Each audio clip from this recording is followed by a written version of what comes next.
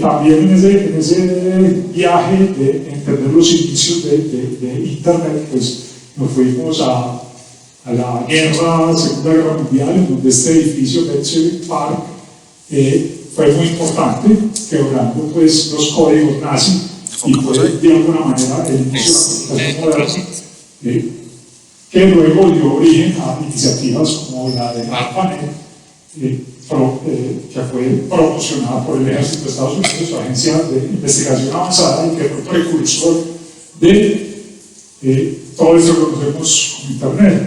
Repasamos que en el 82 Bitzer y fueron los que propusieron el protocolo TCP/IP, que es el fundamento de Internet como lo conocemos, y hablamos pues ampliamente de que los ingenieros de esa época tenían tres problemas: lograr algo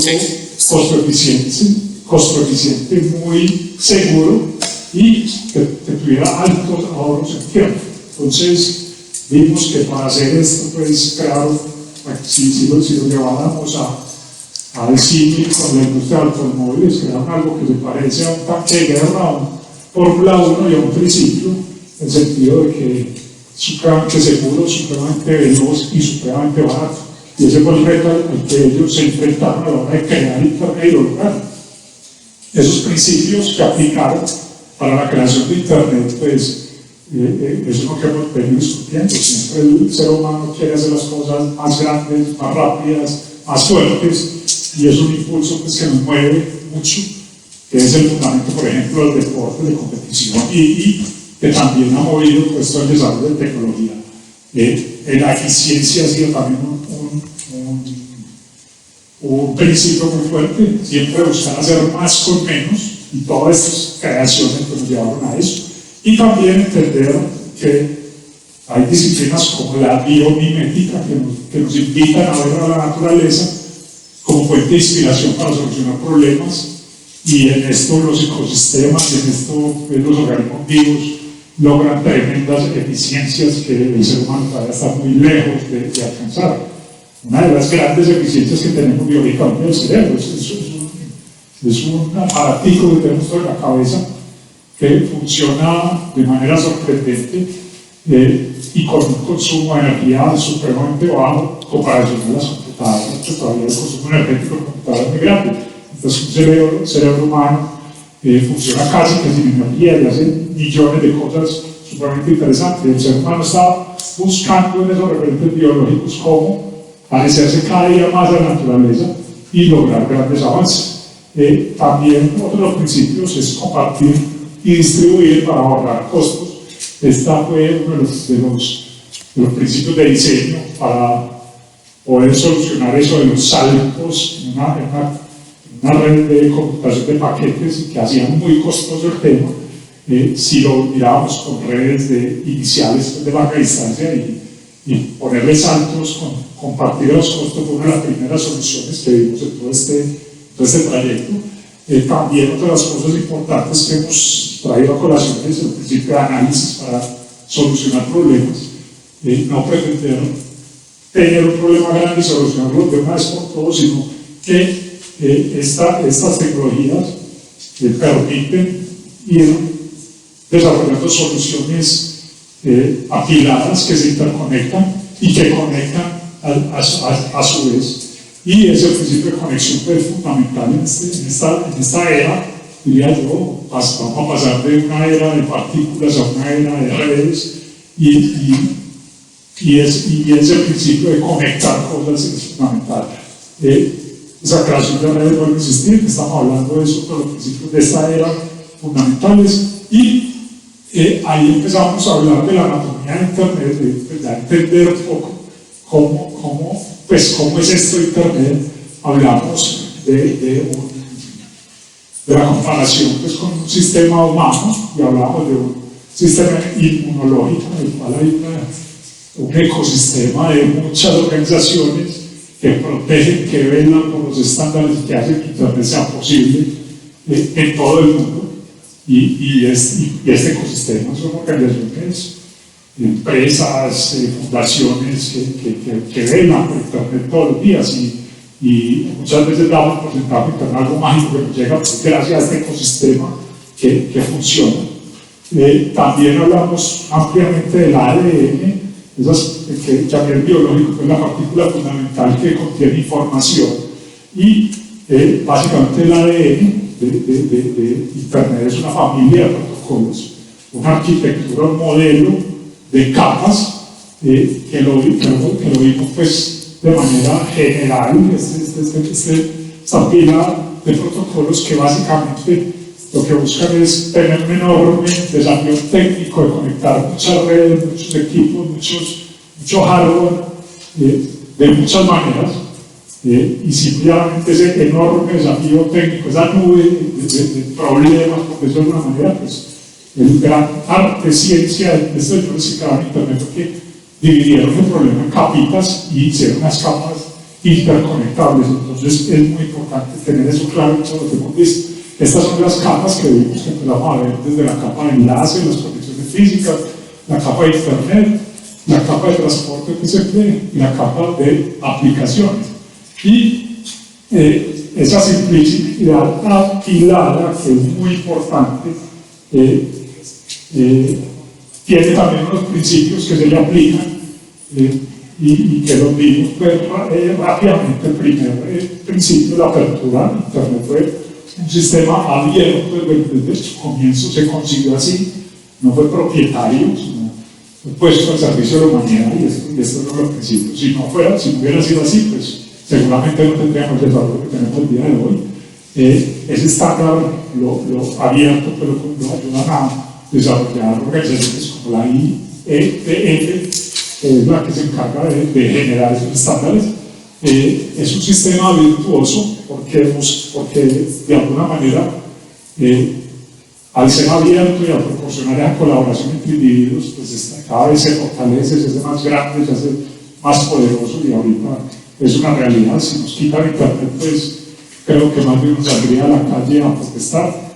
Y el tema de la colaboración es fundamental en todo esto. Por eso también vimos que los estándares de Internet se crean a partir de unos documentos que se llaman RFC, porque es una Request for Comments. Básicamente, siempre están abiertos a la colaboración de otras personas, y esto es parte del ADN fundamental de Internet, que le aplica también un principio de transparencia, no de secretismo, no de ocultar, sino de todo publicarlo y mejorar entre todo el mundo.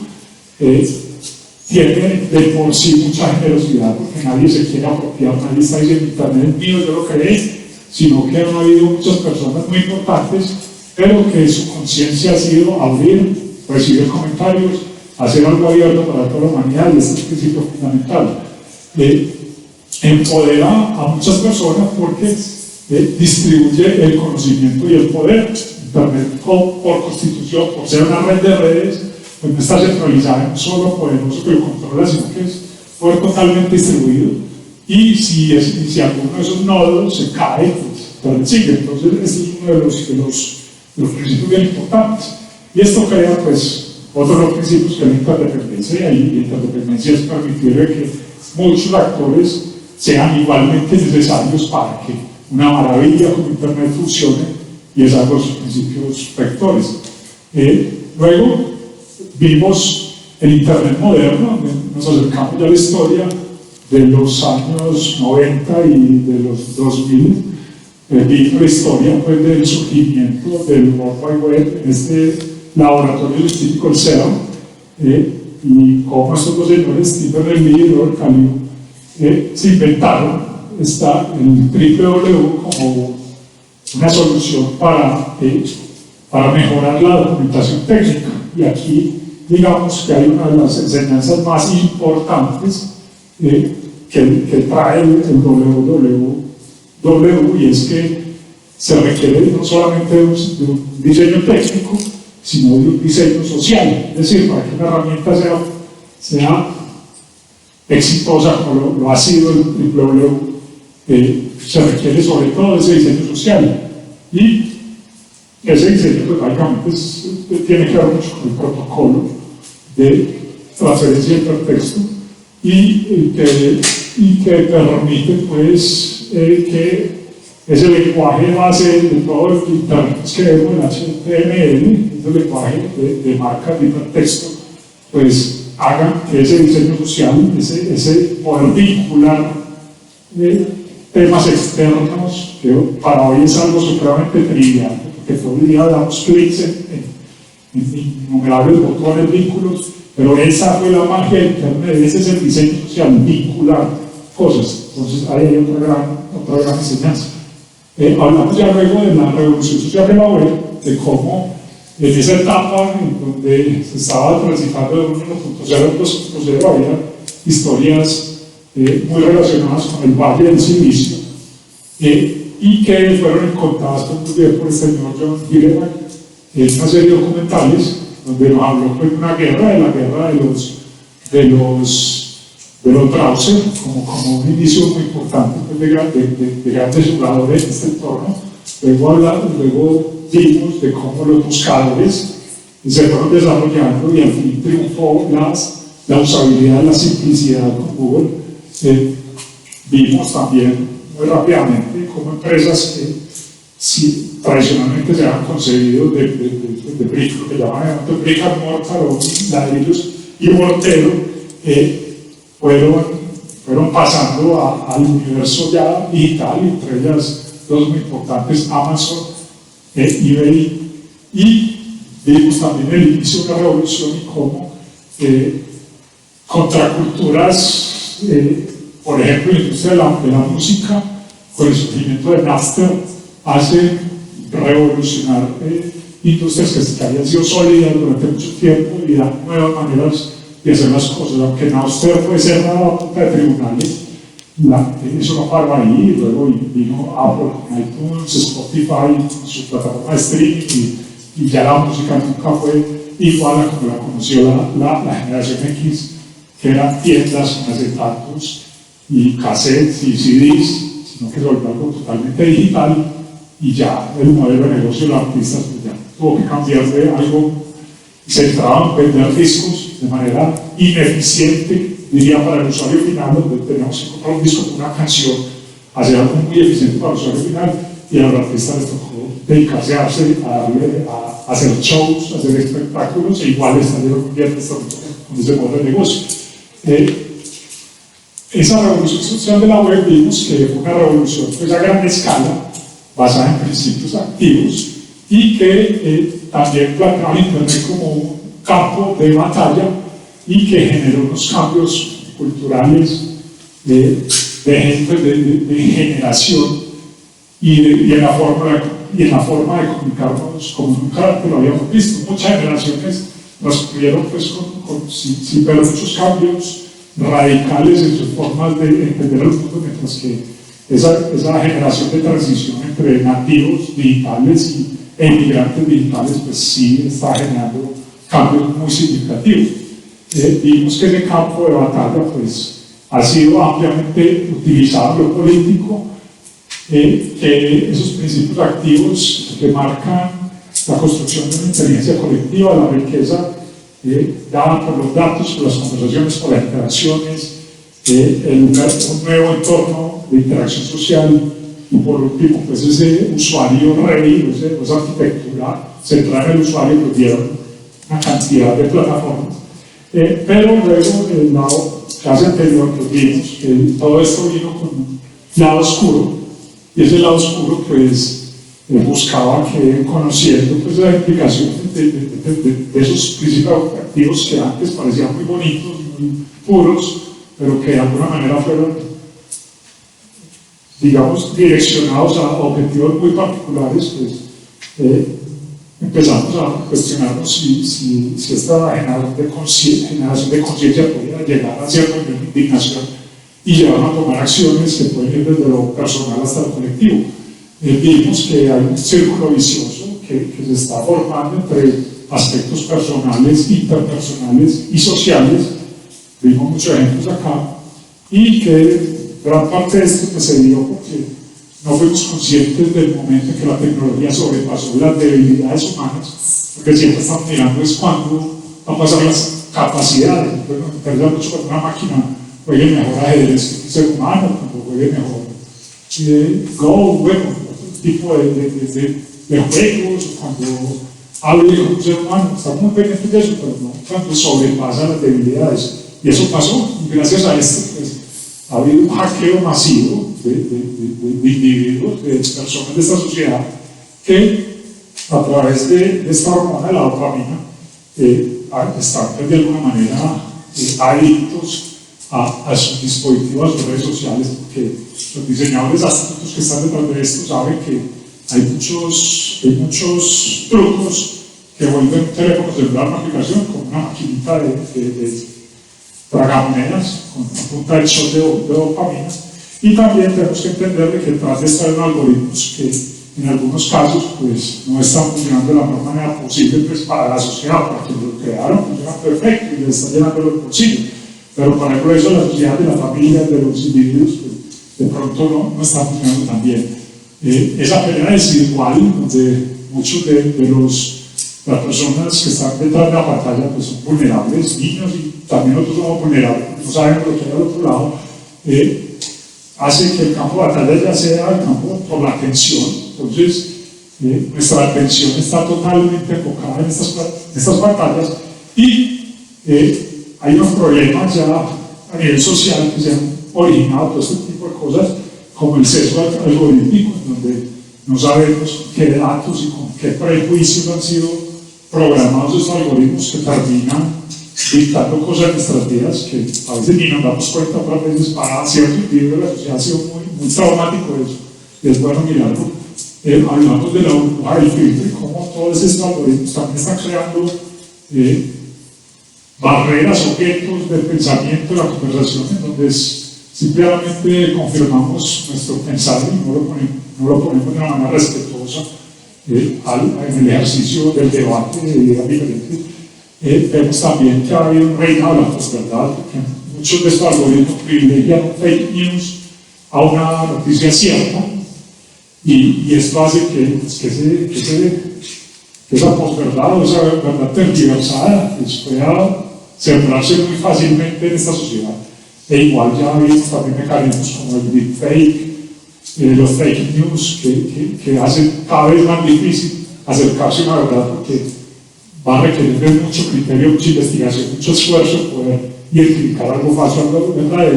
Y por último, ha habido una manipulación a gran escala y una crisis de la democracia que hace que cada vez más la persona no crea el sistema democrático como una alternativa para solucionar los problemas de la sociedad, y nos estamos refrescando en este tipo de cosas que de alguna manera representan peligro.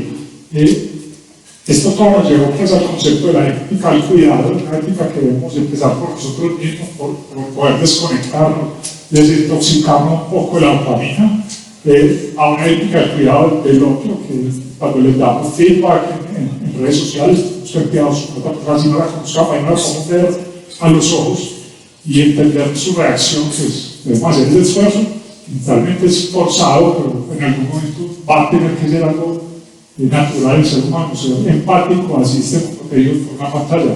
Y también cuidar la sociedad en su conjunto, las instituciones, la verdad, un poco de cosas. Entonces ahí insistimos mucho en este concepto de la ética del cuidado. Y también vimos la necesidad de resaltar a todos estos señores referentes y señoras jóvenes que han levantado la voz y han dicho que hay cosas malas, hay cosas que tenemos que cambiar.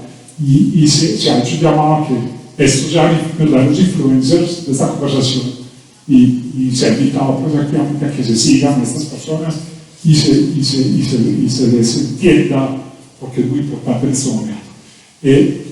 Nosotros seguimos pues, en esta discusión inicial, en este entendimiento de las tecnologías exponenciales, en lo que hemos denominado el Internet potenciado, y este Internet potenciado pues, es lo que nos resta de ver, digamos, esta historia ya con las primeras sesiones del curso, vimos web 1, web 2, y vamos a empezar a ver lo que se ha denominado la web 3.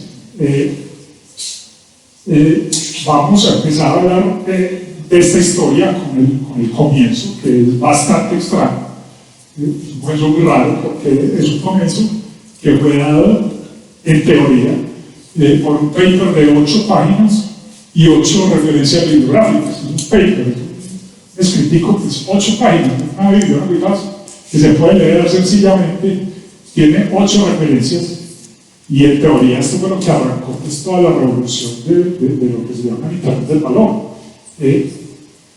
Aquí está el abstract de este tema, que a mí me parece muy importante.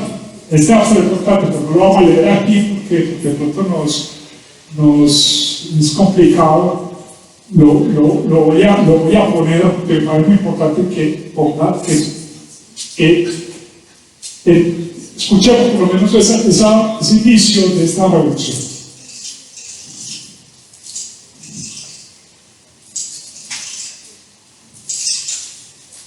Bitcoin, un sistema de efectivo electrónico de usuario a usuario. Por Satoshi Nakamoto.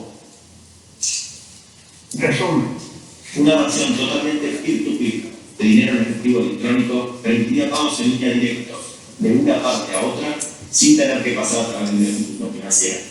Las firmas digitales forman parte de la solución, pero los beneficios principales desaparecen si un tercero de confianza sigue siendo imprescindible para prevenir el doble gasto. Proponemos una solución al doble gasto utilizando una red peer-to-peer. La red sella las transacciones en el tiempo en una cadena continua de prueba de trabajo basada en hashes, estableciendo un registro que no se puede modificar sin rehacer la prueba de trabajo. La cadena más larga no solo sirve de prueba efectiva de la secuencia de eventos, sino que también demuestra que procede del conjunto de CPU más potente.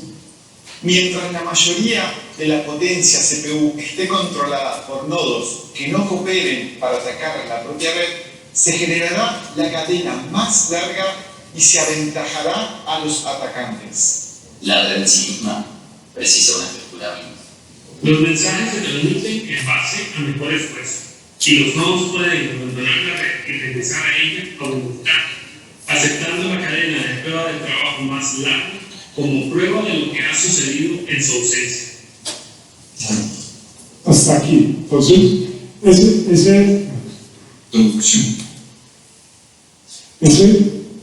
ese puede leer este párrafo, entonces, ¿quién lo entendió? Pues hagamos acá, ¿quién entendió esa vaina? Pues, a ver, alguien que me diga, ¿me entendieron bien?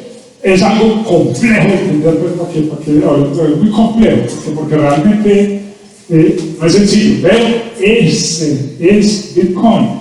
Es un resumen muy bueno y voy a resaltar algunas de las frases. Versión puramente electrónica del efectivo, sin tener que pasar por medio de una institución financiera. Habla de firmas digitales, habla de solucionar problemas de doble gasto, de red peer-to-peer, usuario-usuario. Dice, crea un hash en una cadena continua de pruebas de trabajo basadas en hashes, poder de procesamiento CPU y ventaja a los atacantes. Habla de muchas cosas, muchos conceptos, pero son los conceptos base de lo que es Bitcoin. Entonces, esto sigue, pues, y ahí en el mismo vínculo, pues, ustedes van a poder escuchar todo el paper de las 8 hojas, no lo vamos a hacer, pero sí me parece importante también escuchar la conclusión. De la conclusión, pues, nos presenta esta información adicional a lo que dijeron ya. En conclusión, hemos propuesto un sistema para realizar transacciones electrónicas sin depender de confianza. Comenzamos con el marco virtual de moneda creada a partir de firmas digitales, lo cual permite un firme control de la propiedad, pero está incompleto sin una forma de prevenir el doble gasto. Para resolver esto hemos propuesto una red peer-to-peer usando prueba de trabajo para crear un registro público de transacciones que rápidamente se hace computacionalmente inviable de cambiar para un atacante, si la mayoría de la potencia CPU está controlada por nodos honestos. La red es robusta dada su simplicidad no estructurada. Los nodos trabajan todos a la vez, precisando poca coordinación.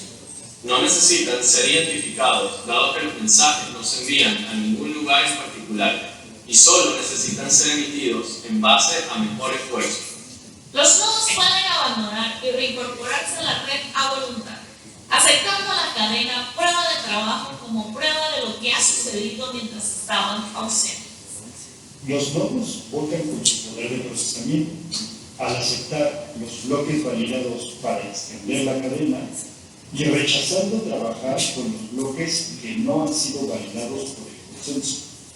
Cualesquiera reglas e incentivos necesarios pueden ser aplicados con este mecanismo de consenso.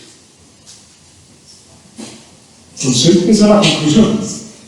Esa es la conclusión. Y vuelve a hablar de un sistema de transacción electrónica sin depender de la confianza, firma digital, red, peer-to-peer, prueba de trabajo, registrar una historia pública de transacciones a la cual rápidamente se convierte y práctica computacionalmente para un atacante que pueda cambiar los nodos, pueda cambiar si los nodos honestos contra la mayoría del poder CPU. Los nodos pueden trabajar todos al mismo tiempo con poca coordinación, no necesitan ser identificados, dado que los mensajes son enrutados a ningún lugar en particular, solo necesitan ser entregados bajo la base de un mejor esfuerzo. Votan con su poder CPU expresando su aceptación de los bloques válidos al trabajar extendiéndose y rechazando bloques inválidos al refutar trabajar con ellos. Es un tema de red, es un tema de computación, es un tema de esas pruebas de trabajo, de criptografía. Todo lo que habla ahí hash es criptografía y es una solución que permitió hacer eso que antes era inviable, y es poder tener dinero que no era el dinero físico como todos lo conocemos, sino un dinero totalmente digital y que es guardado como un activo en diferentes lugares, porque no solamente es que se guarde en internet, ahorita vamos a ver que eso se guarda en otros lugares, pero es tan válido eso que vamos a ver todo lo que se ha desarrollado. Entonces, aquí vamos a hacer la pregunta, pues,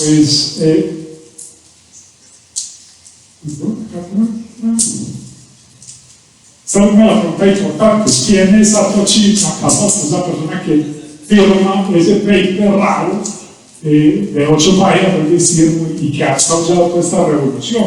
Es una pregunta que está casi que sin resolverse, pero ahorita vamos de pronto a ver por qué es importante que me resuelva. Si quiero lograr entender este tema de los hashes, de las redes, de los nodos, de las pruebas de doble gasto, de las pruebas de trabajo para evitar doble gasto, el proceso de distribuir, la cantidad de conceptos que hay ahí, ¿por dónde debemos empezar? Pues una de las mejores maneras de empezar es entender un poco el dinero, y a nosotros a veces se nos escapa parte del entendimiento del dinero. Pues, lo tenemos todo en el bolsillo, sabemos qué hacer con él, pero ¿qué es el dinero? Aquí les voy a poner otro apartado de un documental. Es un documental que puede levantar ampollas, si alguien se lo ha visto. Es complejo, difícil de digerir, pero la parte donde habla sobre el dinero es bien importante, y habla de qué es el dinero y de dónde proviene su valor. Entonces vamos a ver esta cuestión que está basada en documentos que son reales y que son utilizados por las grandes instituciones que generan el dinero, y este es el video que es muy importante que lo veamos para entender un poco más qué es el dinero. Hace unos años el Banco Central de Estados Unidos, la Reserva Federal, publicó un documento titulado Modern Money Mechanics, Mecanismos Modernos del Dinero. Dicha publicación detallaba la institucionalizada práctica de la creación del dinero utilizada por la Reserva Federal y la red mundial de bancos respaldados por ella. El folleto establece su objetivo en la primera página. El propósito es describir el proceso básico de la creación del dinero basado en un sistema bancario de reservas fraccionarias. A continuación, el texto procede a describir este proceso con una terminología bancaria muy compleja. Una traducción simplificada podría ser la siguiente. El gobierno estadounidense decide que necesita dinero, entonces llama a la Reserva Federal, la Fed, y pide, digamos, $10,000 millones, a lo cual la Fed responde: venga, vamos a comprar de vosotros $10,000 millones en bonos. Así que el gobierno coge unos pedazos de papel, les pinta unos diseños encima y los llama letras del tesoro.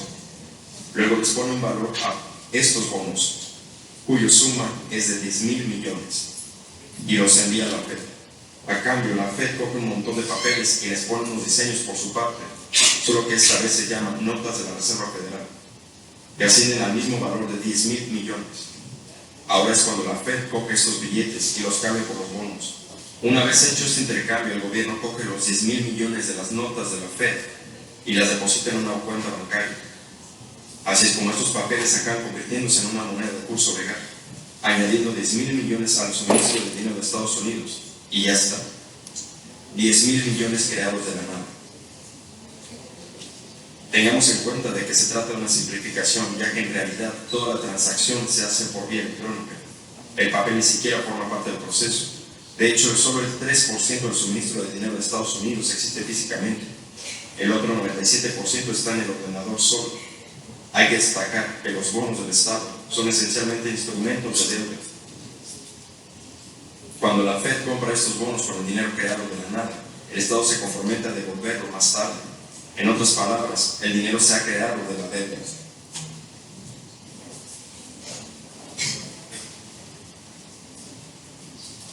Esta paradoja tan curiosa de cómo el dinero o el valor pueden surgir de la deuda, o en cualquier caso desde el vacío, se irá aclarando a lo largo de este video. Ahora que el intercambio está hecho, 10.000 millones de dólares aparecen en la cuenta de un banco comercial. Aquí es donde algo se pone muy interesante. Basado en la práctica de la reserva fraccional, ese mismo depósito de 10.000 millones se convierte de una vez en parte de las reservas del banco, al igual que todos los depósitos, conforme con los principios establecidos en mecánicas modernas del dinero. Un banco debe mantener reservas legales equivalentes a un porcentaje del depósito, a lo que se añade la siguiente declaración. Bajo regulaciones en vigor, la reserva requerida para la mayoría de las transacciones bancarias es de 10%.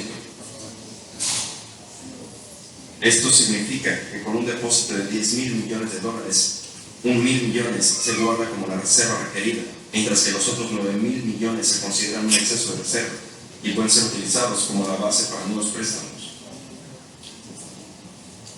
A estas alturas sería lógico asumir que estos 9.000 millones salen del depósito inicial de 10.000 millones. Sin embargo, no es el caso. Lo que realmente sucede es que los 9.000 millones se crean de la nada y se acoplan al actual depósito de 10.000 millones. Así es como el suministro monetario se expande y como establecen mecánicas modernas del dinero. Por supuesto, los bancos no pagan la deuda del dinero que reciben como depósitos, de lo contrario no se crearía ningún dinero adicional. Lo que hacen los bancos al realizar préstamos es aceptar notas de promesas de pago, contratos de préstamo, a cambio de créditos, dinero en la cuenta del deudor. En otras palabras, los 9.000 millones se pueden crear de la nada simplemente porque hay una demanda para este tipo de préstamo y un depósito de 10.000 millones para satisfacer los requisitos de la reserva. Supongamos que alguien va a este banco y se le prestan los 9.000 millones que quedan. Entonces lo más probable es que esa persona coja el dinero y lo deposite en su propia cuenta bancaria. El proceso luego se repite, dado que el depósito se convierte en parte de las reservas del banco.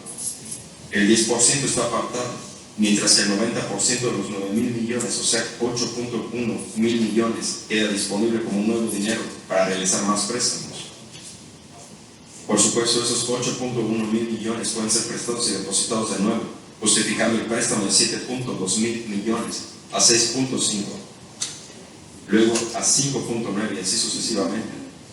En teoría, este ciclo de creación de dinero o préstamo a través del depósito monetario puede contener hasta el infinito. El promedio matemático demuestra que alrededor de 90.000 millones pueden ser creados en un depósito inicial de 10.000 millones. Es decir, por cada depósito realizado en el sistema bancario, alrededor de 9 veces más dinero puede ser creado de la nada. Estás en apuros, pide un préstamo al Banco de América, un cargo de dinero instantáneo en forma de un préstamo personal conveniente.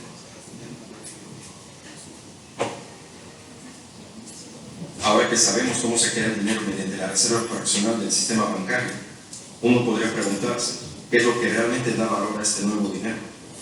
Entonces, bueno, dejamos ahí con una pregunta, ¿qué es lo que da valor a ese dinero? Entonces, es una pregunta interesante, pero así se calcula papeles. Papel que va de un lado a otro y ¿qué le da valor? Pues, hacía algún tiempo había una referencia al oro, pero ese mecanismo ya se quitó, ya, pues, hay por ahí una bóveda, Fort Knox, que es una cosa súper custodiada en Estados Unidos, pero supuestamente está parte del respaldo de ese dinero. Nadie puede entrar allá, nadie puede auditar eso. Es un secreto, porque nadie sabe cuánto oro hay en Fort Knox.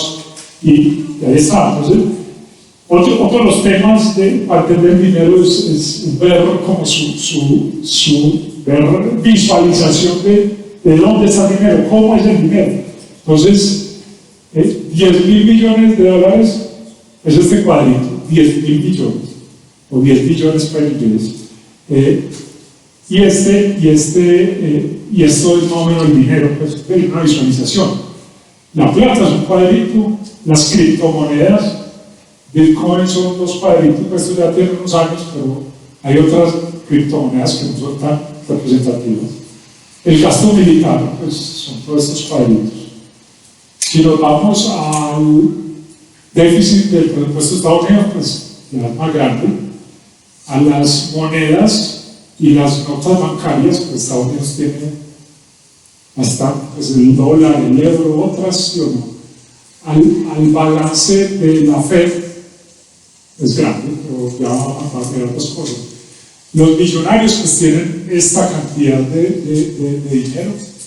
El oro, es esto, esta es la joyería, y hay otras reservas de oro. Pero aquí se empieza a poner la cosa rara. Las Fortune 500 son esta cantidad de dinero, mientras que las más grandes, pues, Microsoft, Apple, pues, más o menos esto. Pero sigue la cuestión, el mercado de acciones, el mercado de Estados Unidos de acciones, el de Nueva York, es el Nasdaq, y ya aquí hay otra cantidad de otros mercados de acciones. Vemos la provisión de dinero, la provisión, el gasto de dinero, todo esto, con dos tipos de cosas, dinero corto o estrecho y dinero amplio. Y aquí empezamos a ver de otras cuestiones bien complicadas. La deuda mundial. Entonces la deuda mundial es toda esta cantidad de dinero que el país ya casi ni se ve. Y miren pues que mayormente deuda del gobierno, no financiera, las casas y el sistema financiero tienen pues esta composición. Pero si seguimos, pues ya empezamos a ver el real estate o la propia raíz, en donde el dinero pues está principalmente temas de residenciales, después comerciales y ya en real estate de agricultura, pues ya está más, pero sigue la cosa un poco más extraña todavía. Aquí viene, esto ya ni se lee, pues, en la riqueza global, ¿sí o no? Donde si vemos aquí, esto es Estados Unidos, Europa, China, el resto de Asia, y por acá pues Latinoamérica, apenas el 2,7% de la riqueza mundial está en Latinoamérica, el 1% en África. Pero aquí es donde la cosa se pone más complicada. Ya aquí no se puede admitir el punto, pero esto es otro tema que se llama los derivativos, el dinero que es hecho todavía más de papel, o sea, los futuros, los swaps, una cantidad de papeles de instrumentos financieros que, por ejemplo, por estos instrumentos fue que se gestó la crisis del 2008, donde cogían deudas malas hipotecarias y hacían instrumentos, unos derivativos, y vendían eso como papeles AAA, y bueno, hace una cantidad de maromas financieras, pero los derivativos, pues miren, ya ni se ve, y si ustedes hacen clic ahí y empiezan a recorrer eso, se van a dar cuenta pues, de que el dinero es una cosa que se nos sale de la cabeza, porque la gran cantidad de dinero son este tipo de cosas. Contratos de futuros, contratos forward, opciones, garantías, swaps, una cantidad de instrumentos que en la vida vamos a entender, a conocer o a tener, porque realmente uno está cerrado a unas pocas élites, pero ese es el dinero. Entonces el dinero es algo muy raro, muy extraño, o sea, creemos conocerlo muy bien, pero realmente es algo extraño, se hace de la nada, tiene una composición muy rara y realmente pues es extraño. Entonces en ese contexto pues nace las monedas digitales, el Bitcoin la primera, y pues de por sí es algo también extraño. Vamos a empezar a entender por qué surge Bitcoin, por qué. Y eso puede que quede muy claro ahorita, pero también para qué surge Bitcoin. Es una buena pregunta. Entonces, esto es una de las tesis importantes, y fue que Bitcoin fue una respuesta precisamente a la crisis financiera del 2008. Y vamos a ver una línea de tiempo que es importante. Miren, aquí salió el paper de Satoshi Nakamoto, allá en el 2007, y extrañamente el 15 de septiembre empezó esa burbuja de Internet. Esa burbuja financiera que hoy hizo que se cayera todo el mercado inmobiliario de Estados Unidos, porque hubo una burbuja hecha a punta de derivativos, a punta de papeles que se vendieron a diestra y siniestra y que no tenían ningún tipo de respaldo. Eso se cayó. Y eso fue por acá, ¿sí? Fue en el 2008. Sí, pues, pero explotó en el 2008. O sea, es una burbuja que venía gestándose. Los señores, miren que la línea de tiempo es muy cercana. Y miren que el white paper salió fue en el 2008. Digo que Satoshi empezó a hablar de todo ese tipo de cosas y el white paper salió casi que después de eso. ¿Por qué este señor empezó en el 2007 a hablar de criptomonedas y de cosas así raras, extrañas? Ahorita hablar de cripto, precisamente quiere decir crítico, raro. ¿Qué pasó antes de esa fecha? Porque esa línea de tiempo es rarísima, como que alguien de la nada arrancara a decir eso, porque realmente no fue de la nada. Entonces vamos a ver un poco de historia, de por qué surge este libro y por qué llega a ese punto. Esa historia comienza en los años 70 con algo que parece inconexo, pero tiene toda la conexión. Un gran invento de la criptografía, y es la criptografía de llave pública. Entonces, esa criptografía nueva hasta la época no se conocía, llegó como a revolucionar todo ese mundo que antes no existía. Acuérdense que ya vimos este tema de cómo quedó en el enigma, era una cosa gubernamental, pero esa clave pública de alguna manera hacía que esa criptografía permitiera una democratización de ella, y eso generó muchas tensiones. Entonces, eso fue en los 70. Estos dos señores crearon pues ese tema que se llama intercambio de claves Delphi-Hellman, que fue lo que permitió esta criptografía abierta de clave pública, y es ese hito importante en los 70. Entonces, ¿qué viene ahorita entonces en 90s, en 80s y 90s? Arranca con una corriente artística de la ciencia ficción, del género literario de la ciencia ficción, que se llaman los cyberpunks. Entonces, menores, autores de ciencia ficción empezaron a hablar, a encontrar un género, y en ese género pues hablaban de conflictos entre hackers, entre inteligencia artificiales y megacorporaciones. No sé si les suena político eso, lo que estamos viviendo ahora, de pronto, inclusive hasta futurólogos. Eso ha pasado mucho en la ciencia ficción. La ficción se termina convirtiendo en realidad. Y voy a cambiar eso, porque ahora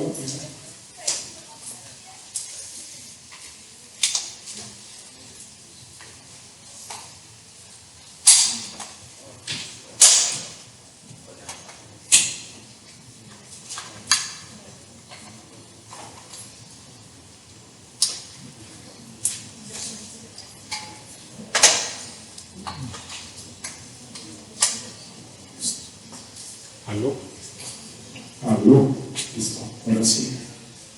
Parece que retorné, listo. Bueno, entonces, miren, este género por allá de los 80 a los 90 empezó a hablar de todos estos conflictos y pintaron casi que un futuro distópico, ¿sí o no? Entonces, ese futuro distópico pues tenía mucho conflicto, mucho problema entre las megacorporaciones oprimiendo a la gente, y surgió este género, hablando de un futuro inventado hasta ese momento, pero ya determinarán qué tan cierto pudo haber sido. Hablaba mucho del control, o sea, en esta ciencia ficción se hablaba del control precisamente de estas megacorporaciones de los seres humanos. Entonces, había una gente que leía esta cosa, que hacía este tipo de ciencia ficción, está preocupada por el control. Y hablaba también de temas de brechas sociales, entonces, de cómo la tecnología generaba estas brechas sociales y generaba pues que había muy privilegiados y gente oprimida por la tecnología. Entonces, es algo de ese género de ciencia ficción. No era la realidad en el momento, estamos hablando del 80, no existía internet, pues como lo conocemos ahora. Los señores ya se estaban imaginando eso. También, pues en esa década, pues estuvo el origen de la computación personal, con Steve Jobs a la cabeza, y también en la década del 80, pues arranca Internet del 82, pues con el protocolo TCP/IP. Es el contexto en que toda esta cosa va creciendo. Este señor, David Chaum, en 1983 empezó a hablar de un sistema de pagos electrónicos. Entonces, ya generalmente son científicos de la Universidad de California. Empezó a hablar sobre firmas ocultas para pagos que no se pueden trazar. Entonces, no seguramente lo que está pasando por la cabeza de estos señores que consumían esa tipo de cosas es que están diciendo, oh, la privacidad es importante, la gente debe tener medios para poder hacer pagos de manera anónima, y empezaron los científicos, los estudiosos, a hacer propuestas en ese sentido en el 83. El tema de la Guerra Fría pues también era importante en el momento. En los 80, furor de la Guerra Fría, y en esta guerra pues obviamente también el tema de la criptografía, como lo vimos en la Segunda Guerra Mundial, tenía su interés. Entonces, ¿qué pasó? Pues se creó todo un tema que se llamó las crypto wars, o las guerras de la criptografía. Miren, hemos hablado de muchas guerras, de la guerra de los browsers, y aquí también otro tema que fue básicamente, ¿por qué? Porque había personas que decían, la criptografía tiene que para todo el mundo, tiene que ser un tema social, tenemos que poder proteger, tenemos que poder ser anónimos, y había otros, los gobiernos generalmente diciendo, no, este es un tema militar, esto tiene que tener secreto, todo que tuvo toda una confrontación. Crypto Wars, este es un capítulo interesante. Syncrypta fue una campaña que lanzó una empresa, RCA, una empresa de seguridad de Estados Unidos, y está en este conflicto de hacer las cosas democráticas o hacer las cosas que no son tan democráticas. Entonces, ¿qué es el tal Clipper? El Clipper era un chip promovido por las agencias de defensa de Estados Unidos, que lo que hacía es que dejaba una puerta trasera. Entonces era un chip, ellos estaban haciendo que estuvieran mucho hardware, pero ese chip tenía una puerta trasera y permitía que en cualquier momento se pudieran desencriptar o hacer públicas las configuraciones que eran privadas. Entonces esta empresa dijo, no, hay que unir el chip, no lo podemos ir utilizando, y fue toda una guerra, pues, entre esa pugna con el que quiere el secreto por el que quiere la democratización. Este señor también tuvo un capítulo interesante en esa confrontación, porque inventó un protocolo que se llama PGP, Pretty Good Privacy, y ese protocolo buscaba precisamente que la gente pudiera encriptar sus comunicaciones. Y fue un problema para él, porque literalmente lo empezaron a perseguir, o sea, la justicia le va a perseguir y a decir, usted con esto está violando leyes, usted está atentando contra la seguridad nacional. Y el señor tuvo una abogada más bien audaz, y fue que publicó un libro y en este libro publicó el código de PGP, y al hacer eso, porque ese libro de muchas cosas, porque ya no acaba de conocimiento público, voy a leer en el libro todo el código de este protocolo. Entonces, fue un autor interesante y fue una manera de decirle, pues, como de burlar todo el sistema legal de Estados Unidos y decir, esto es para todo el mundo, y publicó un libro, entonces ya no está de alguna manera violando las leyes que estaba diciendo el gobierno que estaba violando, al hacer ese acto audaz de publicar el libro. Este otro señor, ya en el 90, muy importante, John Gilmore, pues, crea una fundación que es el Electronic Frontier Foundation, y esta organización empieza también a hablar de todos estos temas de la necesidad de la privacidad, y empieza a empujar todo este tipo de temas en la comunidad académica y científica. Entonces, empieza a nacer un movimiento importante de todo este tema que llama los cyberpunk. Recuerdo, ya no es cyber como el género de ciencia ficción, sino cypher. Y este cypher tiene pues un origen en un término de criptografía, es un protocolo de encripción cypher, y surge este movimiento con algunos de estos autores. Vuelve a surgir en este valle, que es muy interesante, surgen cosas de todo estilo. Ahí se empezaron a juntar estos señores a hablar de privacidad, de criptografía y de libertad. Técnicos de empresas de tecnología, y estaban realmente preocupados por el control que podían ejercer los gobiernos sobre los mensajes, sobre la privacidad y cómo tenían que actuar para que la gente tuviera más privacidad y todo eso. Entonces, puede existir este término cypher y cyberpunk del género de ciencia ficción, y se crea ese movimiento, los cyberpunks. Este señor, muy importante, Eric Hughes, crea un manifiesto básicamente un pequeño documento. En la universidad tenemos uno recién que se llama Manifiesto de Ingeniería para la Vida, y ese es un ejemplo pues, de cómo hacer una declaración de principios, y este nos dijo, vamos a hacer un manifiesto que nos una en principios a todos los que estamos luchando por este tipo de cosas. Habla de que la privacidad no es secretismo, entonces habla de lo importante de la privacidad y de lo importante de que eso no se convierta en secretismo, porque el secretismo de alguna manera va también en contra de la privacidad. Y tenemos que asegurar a cada persona que intervenga en una transacción que solo conozca lo que es estrictamente necesario para la transacción, privacidad de las transacciones, comercio o intercambio económico totalmente anónimo, y que solamente se conozca lo que realmente se tiene que conocer. Esto es muy subversivo, esto es un pensamiento subversivo literalmente. Ahorita vamos a ver que eso tiene otras consecuencias, pero esta gente dice privacidad y hay problemas, sí, soluciones los problemas, pero hay que tener privacidad. Y ahorita vamos a hablar de los problemas que surgieron por este tipo de principios.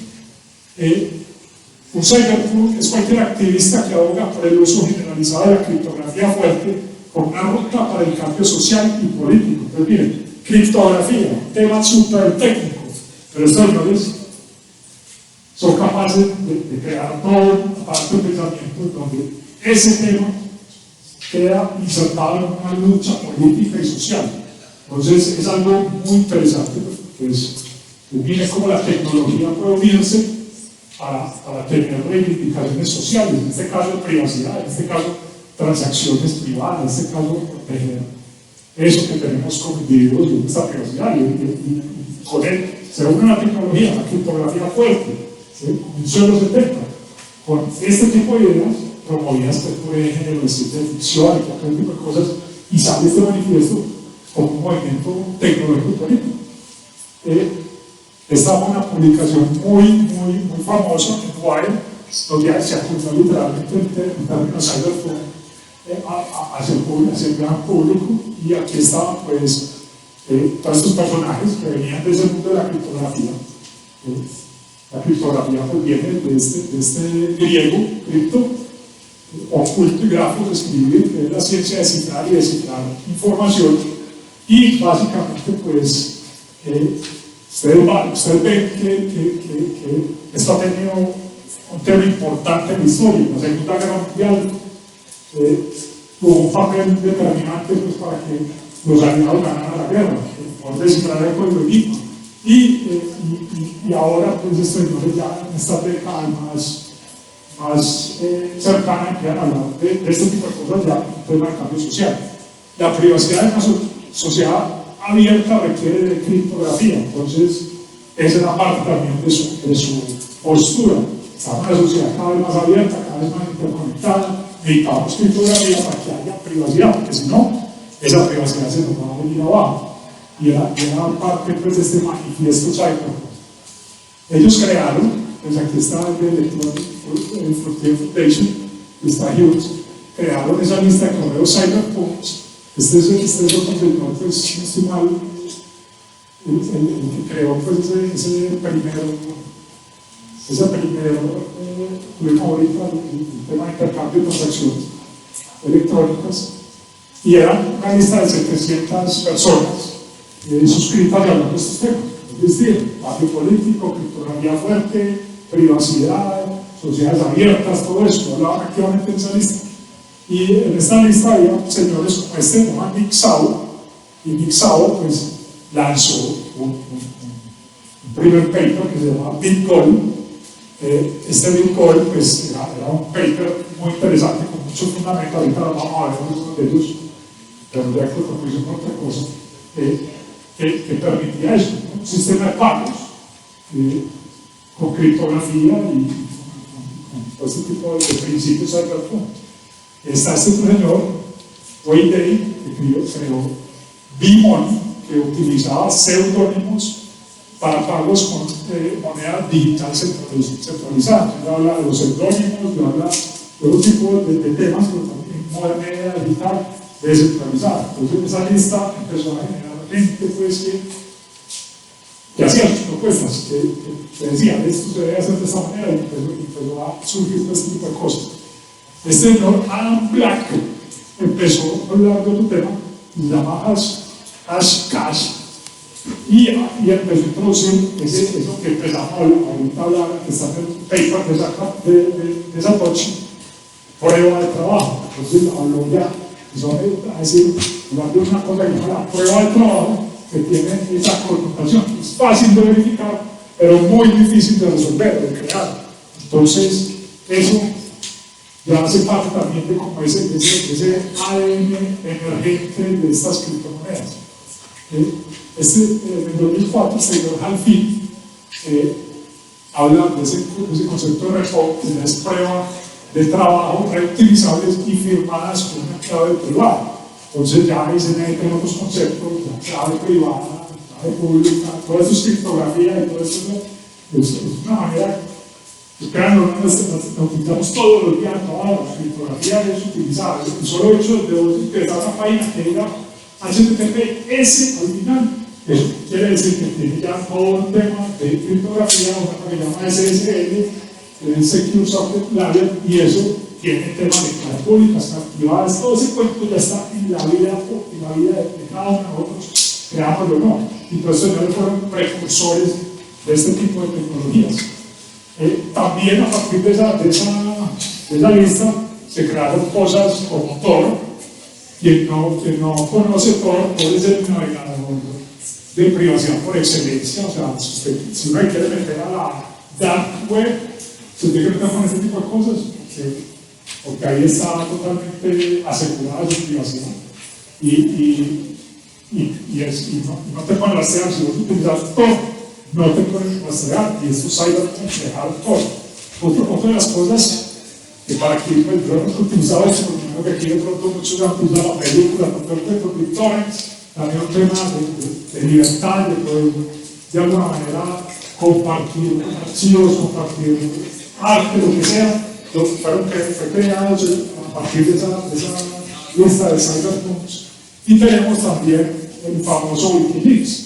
Otro de los cyberpunks más importantes es Julian Assange, y creó Wikileaks como un protocolo para poder filtrar información privada a una red y que lo hiciera de manera anónima. Entonces, esa era la Wikileaks. Wikileaks era una manera de que la gente tenga un documento clasificado, yo quiero compartir con el mundo, yo podría poner por ahí. Sabe pues que el tema de Julian Assange, que ya pues ha estado preso muchísimos años, exiliado, ¿no? Una historia muy controversial, por lo menos. A veces lo piensan como un monstruo, otros se lo pintan como un gran libertador, pues, de alguna manera. Es una persona, por lo menos, muy vibrante. Todos estos señores y todas estas tecnologías, pues, crearon el tema de Cyberpunk, y muchos dicen que ahí estaba Satoshi Nakamoto. Satoshi Nakamoto era parte de esos personajes importantes de esa lista y estaba recibiendo todas estas ideas. Y bien, mucho tiempo en este transcurrir de ideas, y surge todo ese tema pues, también de mirar la salud de Internet y también de ver todo este tipo de problemas con la privacidad, con la filtración de información, cosas que ya tenía Internet y que señores, dicen, hay que solucionar esto de alguna manera. Pues, como ustedes saben, pues Mark Zuckerberg le ha tocado ya declarar el Congreso de Estados Unidos por temas de privacidad, todo eso. Entonces, todo este documento, todo este movimiento pues, buscaba libertad de expresión, libertad de información, privacidad de transacciones anónimas y criptografía fuerte, ¿verdad? Como las reivindicaciones que buscaban los cyberpunks, y básicamente pues se logró todo eso. Vamos a seguir de largo porque el tiempo se me ha cortado mucho. Entonces, si volvemos un poco al origen, vemos que surge la crisis financiera, pues estuvo por acá en 2008, y muy poco después se publica el paper de Satoshi. Ese 15 de septiembre fue el día maldito Wall Street, cayó Lehman Brothers, y hay un efecto dominó en la economía de Estados Unidos, el costó al fisco de Estados Unidos una cantidad impresionante de dinero. Si no mal no recuerdo, era como 860 mil millones de dólares la salvada de los bancos que les tocó pagar a los estadounidenses. Y Satoshi Nakamoto, pues, miren, fue el 31 de octubre cuando empezó a hablar pues, de ese paper. Entonces, son eventos muy cercanos, por decirlo de alguna manera.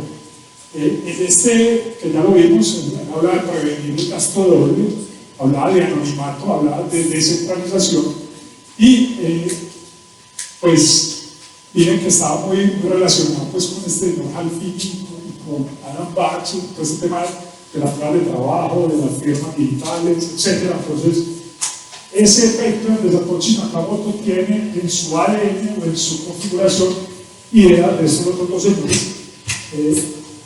Y básicamente el tema de la prueba de trabajo es bien importante ahí, y esta prueba de trabajo está combinada con otra variable, el sistema de incentivos. Entonces una prueba de trabajo es algo que vos tenés que tener máquinas, capacidad de cómputo para resolver un puzzle, un rompecabezas electrónico, y si lo resolves te dan incentivo, que en este caso es un Bitcoin. Y vamos a ver, básicamente hay una definición de cuántos Bitcoins deben haber hasta el final de los tiempos, hasta el final de Bitcoin. Y cada vez que va pasando los años, esa prueba de trabajo se va subiendo como la dificultad, y cada vez más también se van reduciendo los incentivos, de tal manera que cada vez es más costoso minar un Bitcoin. Entonces, ese es el tema. Hay otro problema que solucionó Satoshi. Es un problema que se llama el problema de los generales bizantinos, y básicamente se plantea el siguiente: yo tengo una serie de generales que tengo que atacar Roma, y la única manera que yo puedo atacar Roma es que todos ataquen al mismo tiempo. Me puedo comunicar por mensajes y yo tengo que garantizar de que nadie me tuerza, porque si uno se me tuerce o no le llega el mensaje, entonces ya de una vez el ataque ya es infructuoso. Entonces ellos tenían que solucionar eso, de cómo esta red de nodos de computación que se puedan prevenir ante un ataque de este tipo de características.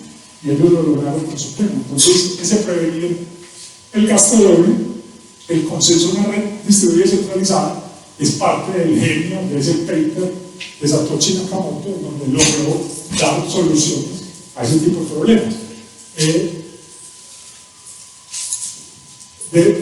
La red de Bitcoin debe funcionar inclusive si hay información conflictiva que se manda a ella, y estas pruebas permiten hacer eso. Obviamente en este momento yo no les voy a explicar a profundidad eso, pero eso espero pues que la parte más didáctica del blockchain la tengamos con Rafael Santamaría en unos 20 días, 25 días.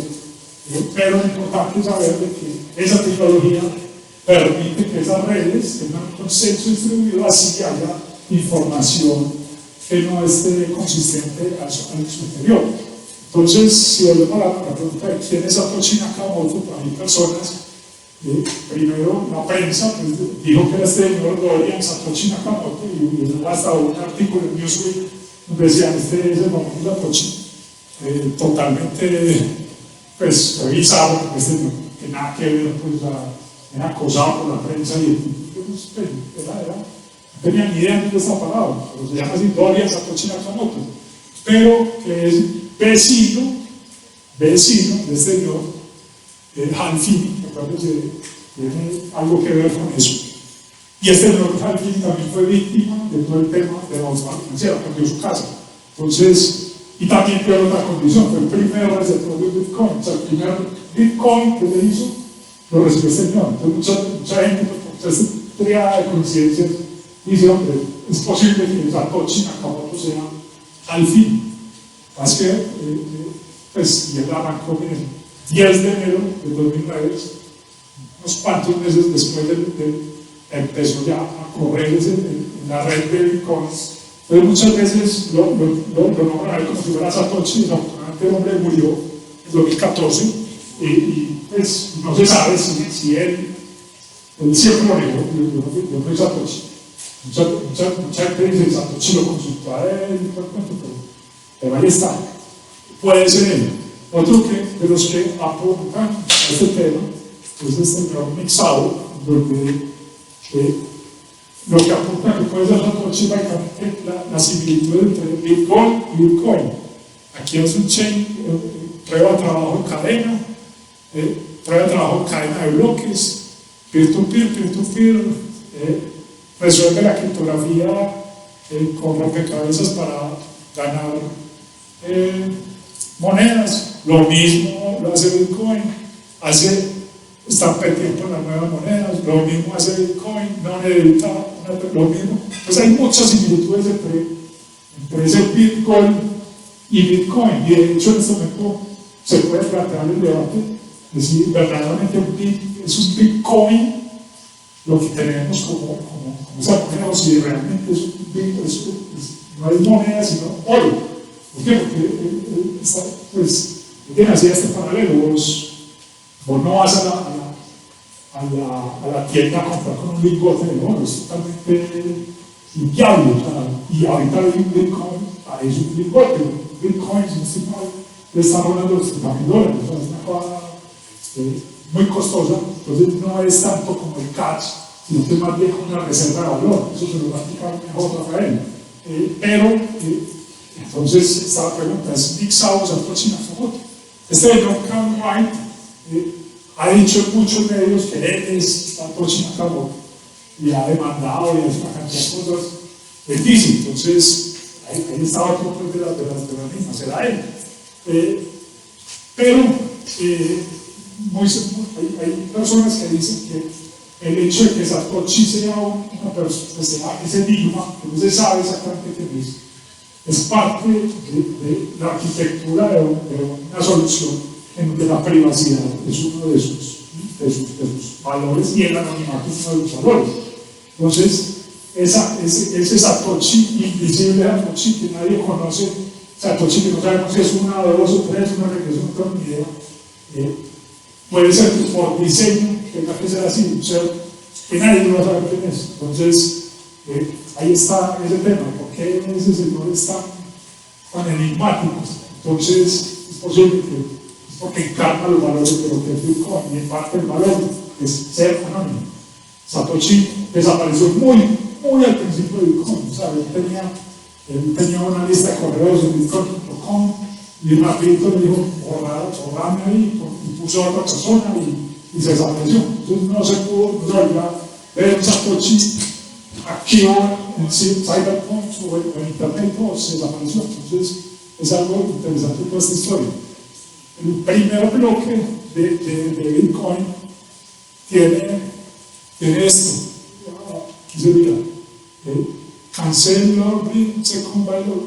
Entonces, aquí también hay algo interesante. Eso es este artículo, un artículo que habla del salvamento de los bancos en la crisis financiera. Entonces, también nos puede decir muy claramente que eso que se asume de que Bitcoin fue una respuesta a esa crisis, pues en el primer bloque está eso, esta información. ¿Sí? Vos ves una referencia clara a un artículo donde está hablando de esa crisis. Entonces, parece una pista muy clara de que puede decir Bitcoin es una reacción a ese problema financiero que hubo. Y hubo unos primeros años muy alocados, muy raros, en donde le recomiendo este documental, ahí está, se llama Banking Bitcoin, que habla muy bien de esos primeros años. Y aquí vamos a ver una serie de cosas. Primero nos vamos a entrar, por ejemplo, con este MT Cox Security Branch, perdón. Este señor era el fundador de lo que se conoce uno de los primeros exchanges, y un exchange es básicamente un lugar donde se pasa del dinero digital al dinero convencional y viceversa. Y en ese primer momento pues ya tuvo su primera brecha de seguridad. Entonces, ahí hay algo para entender de que muchas veces la gente confunde Bitcoin con los exchanges. Los exchanges, algo diferente a Bitcoin, inclusive en sus principios, porque romper la cadena de bloques es computacionalmente inviable para una red que no tenga más del 51% de control por un atacante, y eso es muy difícil en Bitcoin. Y muchas veces dicen, entonces no es que hackearon a un exchange, accesorio al Bitcoin, y entonces Bitcoin no es seguro. Ahí cometen un error de apreciación, y porque lo que se ataca generalmente es al exchange, donde se guardan las claves pero eso es una infraestructura diferente a la de la cadena de bloques, y es algo que espero que les quede un poco claro a ustedes. Aquí otro tema muy interesante de los primeros años, que se llama la caída de Silk Road. Silk Road fue como el sueño dorado de algunos cyberpunk.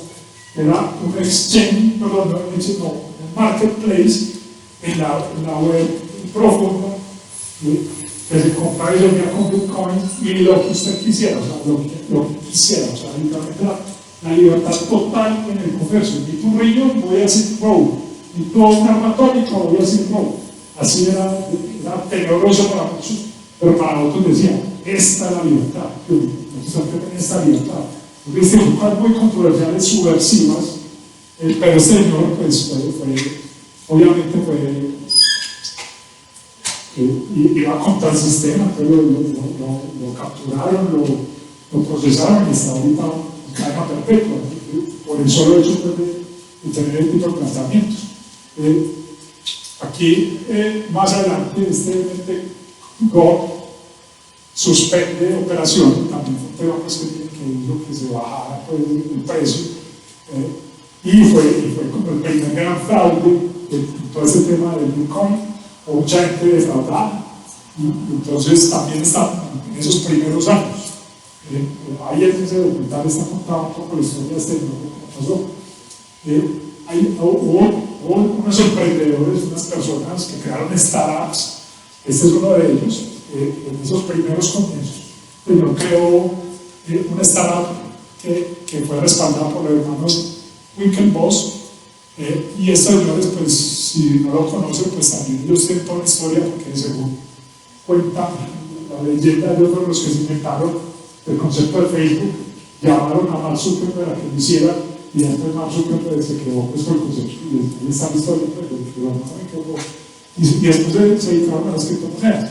Entonces el señor Charlie Sweden creó una compañía que se llama Big Sky y quería solucionar algo, y era que básicamente él cogía una cantidad de pagos o de transacciones de muchos lugares, y como de todas maneras ya los exchanges están directamente conectados con Bitcoin, se demoraba un tiempo en verificar las transacciones, no se puede hacer una transacción rápida. Entonces consolidaba transacciones, tenía capital, iba pagando hacia que el sistema de pagos de Bitcoin fuera más ágil, más rápido. Entonces creó esa empresa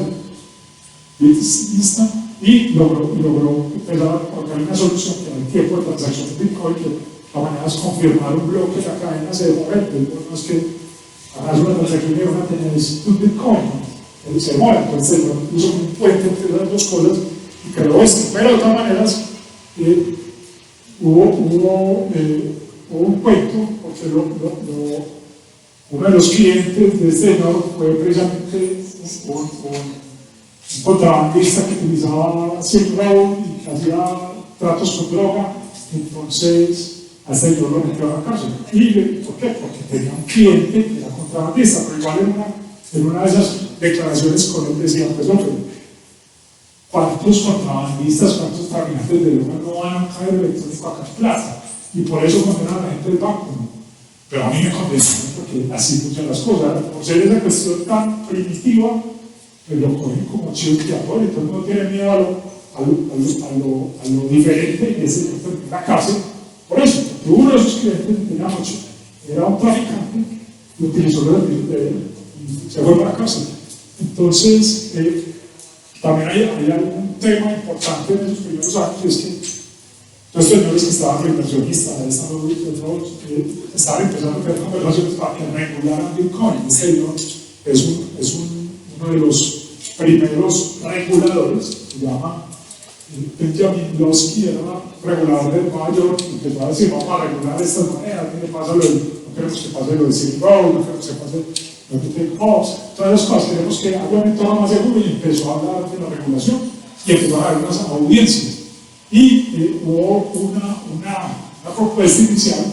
Muchos de esos primeros emprendedores les tocó cerrar, las regulaciones eran muy complicadas para cumplirse, entonces tocó cerrar su emprendimiento de Bitcoin, pero salió este tema. Y luego de que este no termina de ser regulador oficial, pues abre una firma de consultoría.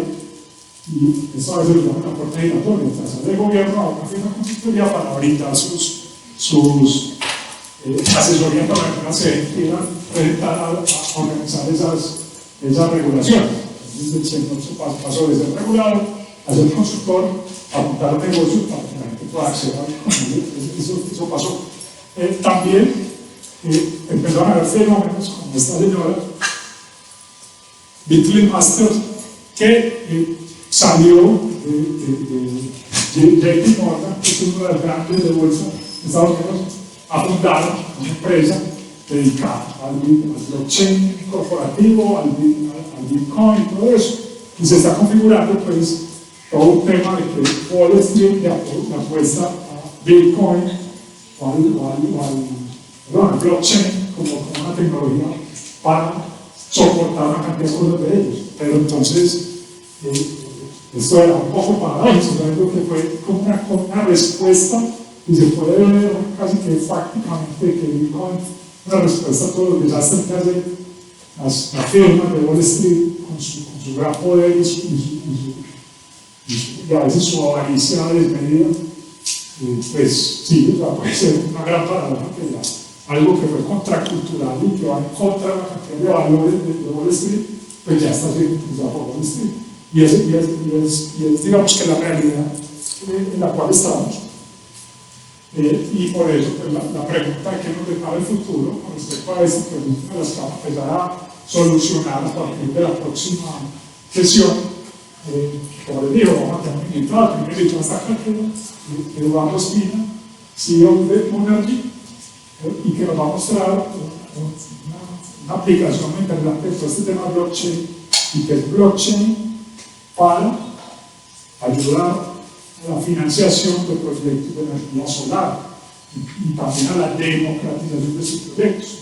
Voy a tener que ser un gran inversionista para montar una super granja, y luego puede ser un pequeño inversionista a través de este mecanismo de las cadenas de bloques, hacer inversiones para que personas que tengan los terrenos, que tengan las azoteas, que tengan intención de mudarse a la energía renovable, puedan financiar proyectos de energía renovable. Entonces, lo que hace Eduardo es muy interesante y yo les quiero brindar esa visión de qué nos puede parar el futuro con estas tecnologías a partir de ya una experiencia tangible, y por eso están totalmente invitados a que nos veamos de nuevo el jueves para seguir explorando este internet del valor y empezar a mirar cosas muy interesantes de ella. Entonces, esto es lo que yo tenía para decir el día de hoy. Nos vemos entonces el día jueves. Que tengan una feliz tarde. Hasta luego.